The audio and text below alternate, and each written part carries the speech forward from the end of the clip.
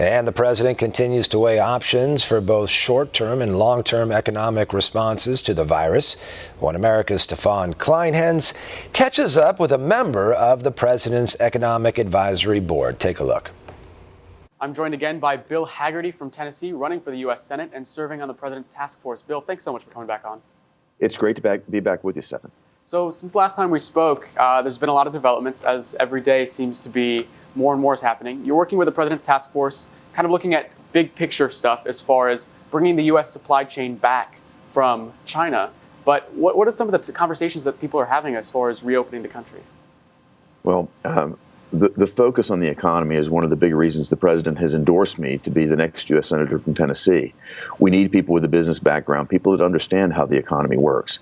And the membership of this task force is very much that orientation. Private sector folks that have deep experience, and we're giving the president, I think, very solid advice.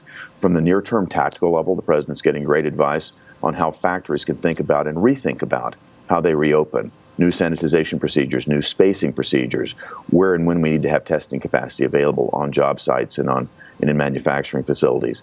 Those inputs, I think, are all informing the process as we move forward near term.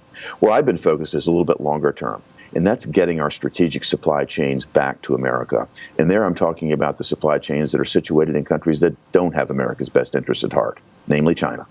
We're very focused on getting that to happen.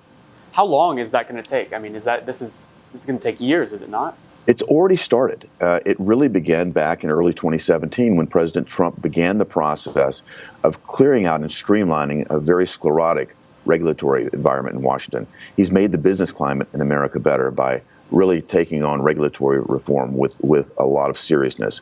No CEO or board right now is thinking about committing new capital to China. What we want to do is find ways to incentivize even more accelerated reinvestment in America, moving those critical supply chains back. Think no further than pharmaceuticals. I think the American public is well aware right now of our dependence on a country like China for antibiotics, for example. We've even been threatened now by the Chinese government. Their state agency for communication has reached out and said that perhaps we should withhold pharmaceutical shipments to America and let them go awash in a sea of coronavirus. That sort of threat doesn't resonate well here at home in America. We need to get these supply chains back, and fast.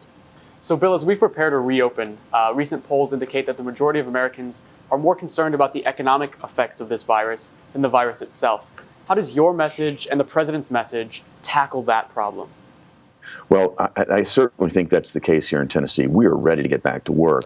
And my message here in my Senate campaign is very simple. I'm the only person with a business background that's running, certainly the only person that's running that's been put on the president's task force to reopen the economy, and the only person here in Tennessee that's been endorsed by President Trump to work with him to do just that.